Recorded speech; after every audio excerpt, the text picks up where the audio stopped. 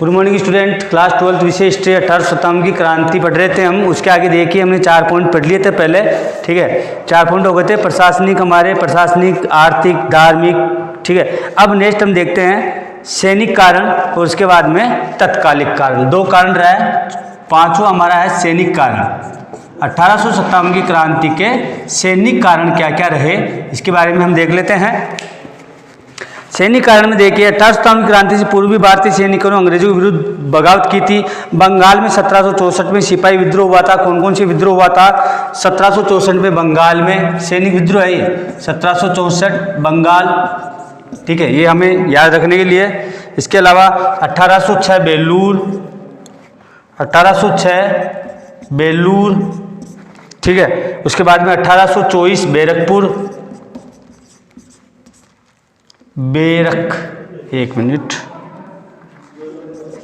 बैरकपुर, ठीक है।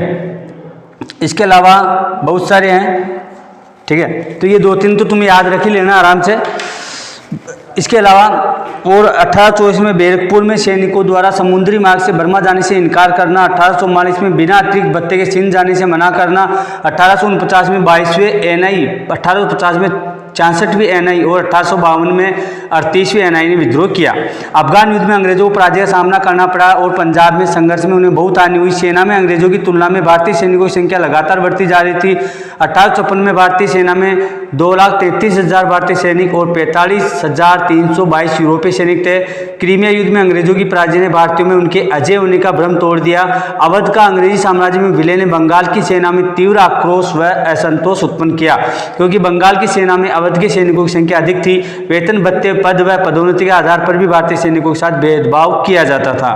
भारतीय सैनिकों को 9 रुपये मासिक वेतन मिलता था, यूरोपीय सैनिकों को 60 से 70 रुपये मासिक वेतन दिया जाता था, यानी वेतन में भी भेदभाव किया जाता था। सैनिक कारण है ये। इसके कारण धीरे धीरे, और फिर सबसे बड़ा जो था वो था गाय और सूअर की चर्बी से बने हुए कारतूस, जो तत्कालिक कारण में आएगा। आप तत्कालिक कारण देख लेते हैं, इसके बाद में तात्कालिक कारण है ये। और ये आता है क्वेश्चन कभी कभी, केवल छोटा क्वेश्चन आता है 1857 की क्रांति का तात्कालिक कारण क्या था? तात्कालिक कारण था कारतूसों में गाय एवं सूअर की चर्बी होना, ठीक है। अब नेचुरल सी बात है, हिंदू और मुसलमान दोनों के लिए, हिंदू के लिए गाय और मुसलमानों के लिए सूअर वर्जित है, ठीक है। तो दोनों ने मना कर दिया, दोनों कौम के सैनिकों ने मना किया। तात्कालिक कारण देखिए 1856 में भारतीय सरकार ने पुरानी बंदूक ब्राउन बेस के स्थान पर नई एनफील्ड राइफल, जो अधिक अच्छी थी, प्रयोग करने का निश्चय किया। इस नई राइफल से कारतूस के ऊपरी भाग के मुंह से काटना पड़ता था, ऊपरी भाग होता था कारतूस का, उसको मुंह से काटना पड़ता था। जनवरी 1857 में बंगाल की सेना में यह बात फैल गई कि नई राइफल कारतूसों में गाय एवं सूअर की चर्बी का प्रयोग किया गया है। से गाय हिंदुओं के लिए पवित्र थी और मुसलमानों के लिए सूअर निषिद्ध था, वर्जित था। कारतूसों में चर्बी होने की जांच की गई। जॉन केई व लॉर्ड रॉबर्ट्स ने भी सत्य को स्वीकारा। इस घटना से सैनिक भड़क उठे, अंग्रेजों के विरुद्ध आक्रोश फैल गया। उनकी यह धारणा बन गई कि अंग्रेज हिंदू और मुस्लिम दोनों का धर्म भ्रष्ट करने पर तुले हुए हैं। चर्बी लगे कारतूसों की घटना ने विद्रोह की चिंगारी सुलगा दी और उससे जो धमाका हुआ उसने भारत में अंग्रेजी राज्य की जड़ें हिला दी। तो स्टूडेंट, ये हमारे पॉइंट थे 1857 की क्रांति के 6 पॉइंट टोटल हो गए हमारे, प्रशासनिक, सामाजिक, आर्थिक, धार्मिक, सैनिक और तत्कालिक, ठीक है। यहाँ तक क्लियर है। वापिस पेज नंबर 98 पे जो हम चल रहे हैं अभी, 98 में ये कारण इसके पूरे हो गए। अब हम बात करते हैं क्रांति का विस्तार एवं प्रमुख नायकों की। तो उसमें नायकों में पूरा विस्तार से तो आता नहीं है, क्यों? तो अपन क्यों टाइम वेस्ट करें? अपने तो क्या करना है कि उनको नायक कौन कौन से प्रमुख नायक थे उनके नाम हमें याद होना चाहिए और वो कहाँ से थे, ठीक है। तो प्रमुख नायक,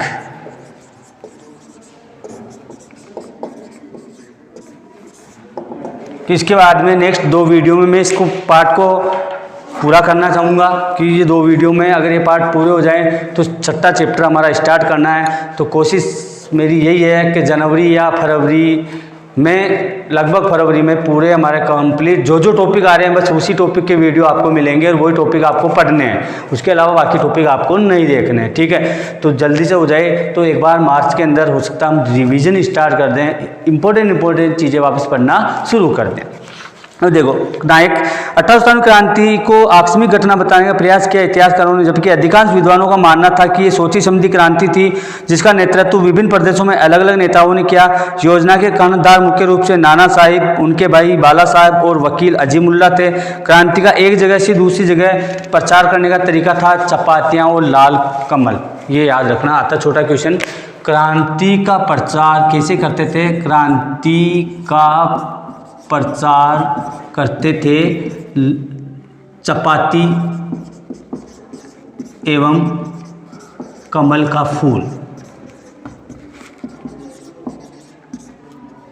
ठीक है, कमल का फूल, इससे वो प्रचार प्रसार करते थे। एक गांव से दूसरे गांव चपातियाँ भेजी जाती थी और कमल के फूल भेजे जाते थे। उन गांवों से अगर वो गांव वाले चपाती और कमल का फूल स्वीकार कर लेते थे तो आंदोलनकारी मान लेते थे भी वो गांव हमारे साथ है, और नहीं स्वीकार करते थे तो आंदोलनकारी उस गांव से गुजरते नहीं थे, वो दूसरे गांव से गुजर जाते थे, ठीक है। क्रांति की योजना के अनुसार संपूर्ण भारत में 31 मई 1857 को प्रारंभ करनी थी। क्रांति की शुरुआत होनी कब थी? होनी तो थी, यहाँ थोड़ी गड़बड़ हुई, होनी थी ये एक साथ होनी थी, ये होनी थी 31 मई 1857, ठीक है, लेकिन हो गई, ये याद रखना, होनी तो 31 मई को थी, 31 मई 1857 को, लेकिन 29 मार्च,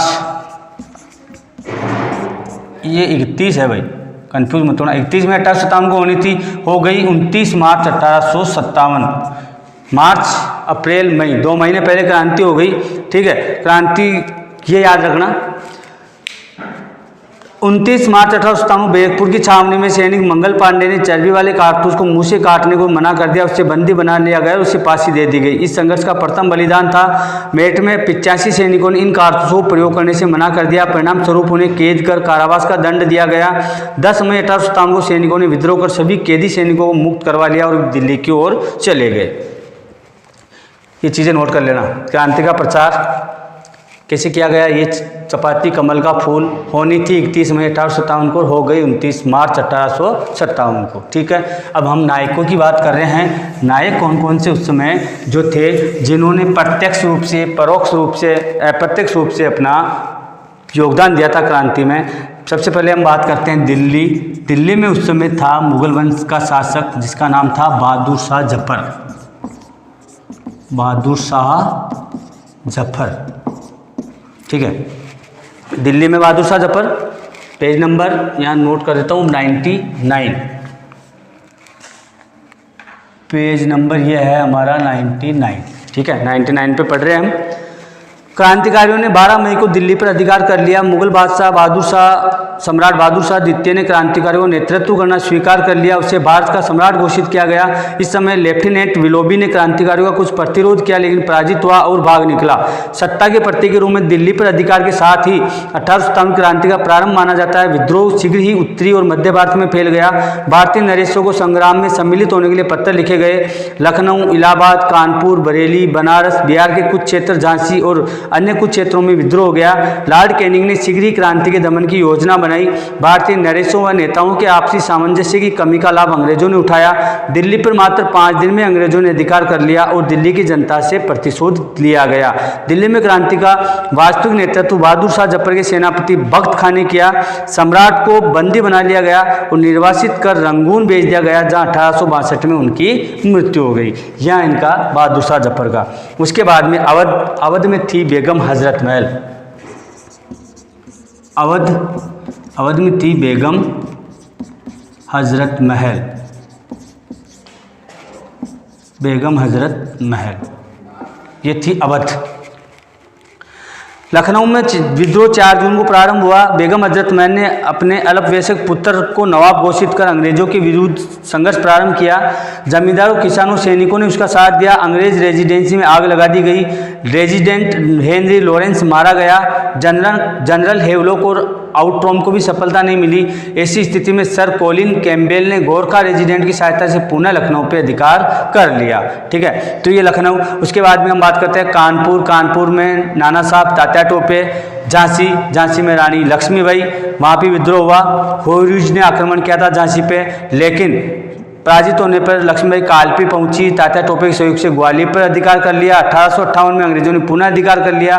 रानी लक्ष्मीबाई वीरतापूर्वक संघर्ष करती हुई मारी गई। तात्या टोपे वहाँ से भागने में सफल रहा। बिहार में कौन था? बिहार का नाम लिख लो, कुंवर सिंह।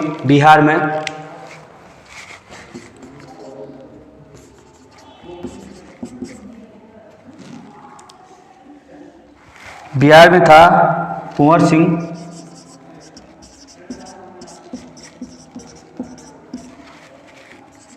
झांसी की हम लिख ही देते हैं। रानी लक्ष्मीबाई का योगदान नहीं भूल सकते हम। रानी लक्ष्मीबाई, ठीक है। बिहार के जगदीशपुर के जमींदार 80 वर्षीय कुंवर सिंह ने क्रांति का नेतृत्व किया। उन्होंने आरा जिले के आसपास के क्षेत्रों को अंग्रेजों से मुक्त करा लिया। अंग्रेज सेनापति मिलमैन, कर्नल डेक्स मॉक्स और मेजर डगलस को इस बूढ़े शेर ने धूल चटाई। उसने गंगा पार कर अपनी रियासत जगदीशपुर पर अधिकार कर लिया। 26 अप्रैल 1858 को कुंवर सिंह ने अंग्रेजों से युद्ध किया, लेकिन उसे अंग्रेजों के विरुद्ध सफलता नहीं मिली। लेकिन फिर भी कुंवर सिंह जो था बिहार के थे, जिन्होंने अंग्रेजों से उनकी हार भी नहीं हुई। 80 वर्षीय बूढ़ा शेर कहा गया यहाँ पे, जिसने अंग्रेजों को धूल चटा दी। अंग्रेज सेनापति मिलमैन, कर्नल डेक्स मार्क और मेजर डगलस, इसको एक साथ मिलकर उस बूढ़े शेर ने हरा दिया। तो ये बात थी वहाँ की, बिहार की। अब राजस्थान और 1857 की क्रांति। राजस्थान में से कौन कौन से थे जो 1857 की क्रांति में? राजस्थान की हम बात करें, राजस्थान का समझ लो अब सीधा सीधा प्रमुख नायक हो गए। अब राजस्थान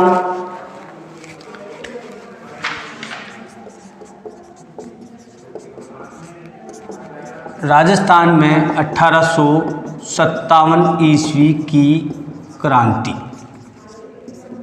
ठीक है। अब राजस्थान में बात करें, राजस्थान में मैंने पहले बता चुका हूँ कि नसीराबाद से क्रांति की शुरुआत हुई।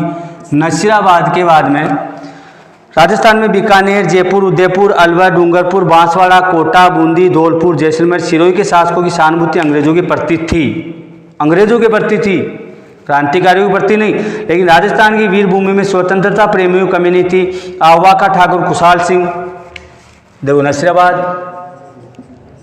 आहवा, ठीक है, नीमच, एरिनपुरा,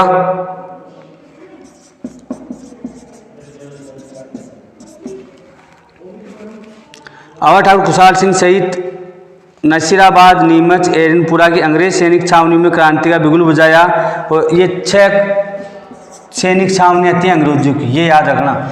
नसीराबाद, आहवा, नीमच, एरिनपुरा, कोटा, एक और थी नसीराबाद, नीमच,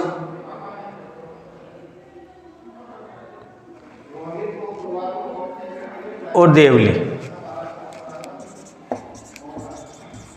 ये 6 सैनिक छावनियाँ थी। यहाँ नसीराबाद, आहवा, नीमच, एरिनपुरा, कोटा, यहाँ पे क्रांति की शुरुआत अंग्रेज भारत यहाँ पे हो चुकी थी। मेवाड़ में जनता ने क्रांतिकारियों को सहयोग दिया। कोटा में विद्रोह ने उग्र रूप धारण किया। मेजर बर्टन के 2 पुत्रों को मौत के घाट उतार दिया गया। कोटा में मेजर बर्टन को मौत के घाट उतार दिया गया था। नाम याद रखना, मेजर बर्टन, इसको कोटा में काटा गया। किसको? मेजर बर्टन को। और आहवा में मैकमोहन को काटा गया था। ठाकुर खुशहाल सिंह ने अंग्रेज रेजिमेंट मैकमोहन की गर्दन अलग कर उसे आहवा के किले पर लटका दिया। आहवा में, जैसा कि मैंने बताया, मैकमोहन,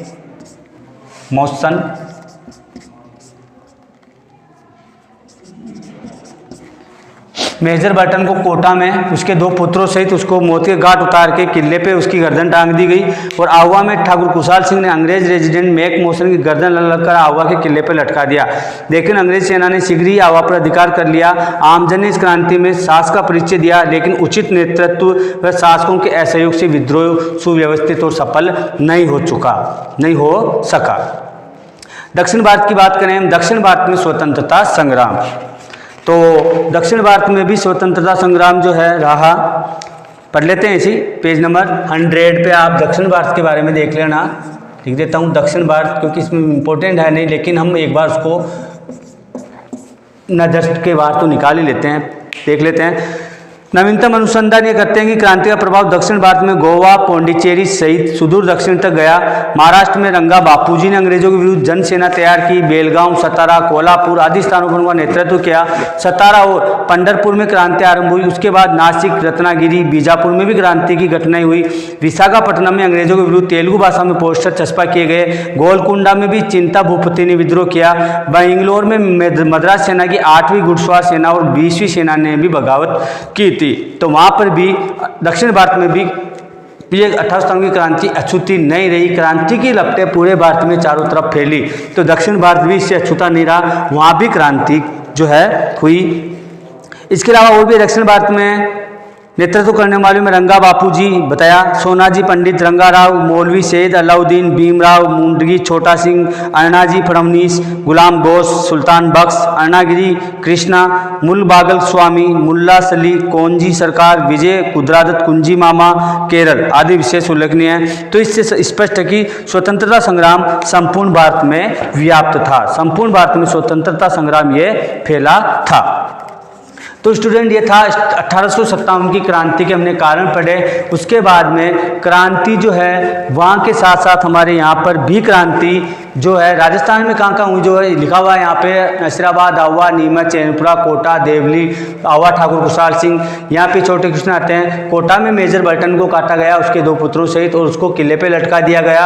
आवा में मेक मोहसन को आवा ठाकुर कुशाल सिंह ने उसको सिर धड़ से अलग कर दिया और उसके सिर को वहाँ पे आवा के किले पर लटका दिया। तो ऐसे से वीर बहादुर थे, जैसा बिहार का कुंवर सिंह जो थे, जिसने 80 वर्षीय कुंवर सिंह 80 वर्ष बूढ़े शेर ने एक साथ 4 सेनापति अंग्रेज सेनापतियों को मैदान में धूल चटा दी थी और उसकी कभी हार नहीं हुई और अंग्रेजों की भी कभी हिम्मत नहीं हुई कि कुंवर सिंह से सामना कर सके या वहाँ जाके उनसे जो है वापस बदला ले सके। ठीक है, तो ये था आज के लिए, इतना ही काफ़ी है।